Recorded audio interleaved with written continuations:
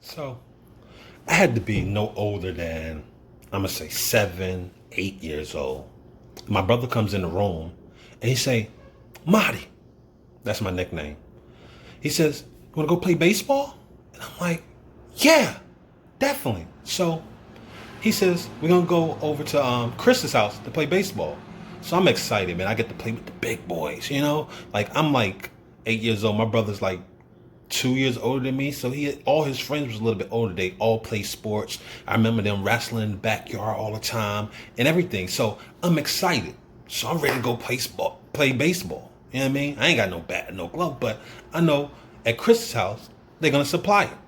So we get there, everybody's playing or whatever, and everybody's picking teams, whatever. I'm the smallest person over there. So you know what they do? They throw me as the catcher. So I'm back there, ready, suited up, booted up.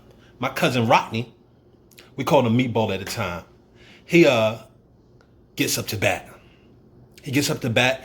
I ducks down. He swings. Bah! Hits me right in my face. Blood is gushing. I mean, just gushing all over my face. They run me to the house, pour water on my face or whatever, and my dad's rushing me to the hospital. I get 6 stitches right in the middle of my eye. Oh man, when I tell you that was a crazy moment, it was a crazy moment. I will never forget that. Now, the moral of the story is you have to ask for information. The problem with this situation was, first of all, I never had played baseball before in my life. I was playing with some big boys, so I was excited. I didn't ask no questions. I didn't ask how far to be behind the batter or the plate. I didn't ask where should I be? How should I stand? What should I do? I just jumped right into it. And a lot of times what we do the same thing in a lot of situations in our life. We can go from business, we can go from eating, we can go for our careers. But we're going to speak on eating. A lot of times we consume so much stuff in our body that we don't ask questions. We don't read the ingredients. And even if we read the ingredients, we don't even know half of the words that are in the ingredients. So we still consume these things because they taste good. We're excited. It makes us feel good. But not knowing how is this going to affect us later. By me not asking the question, how is this going to help me, or how will this harm me in the process of it?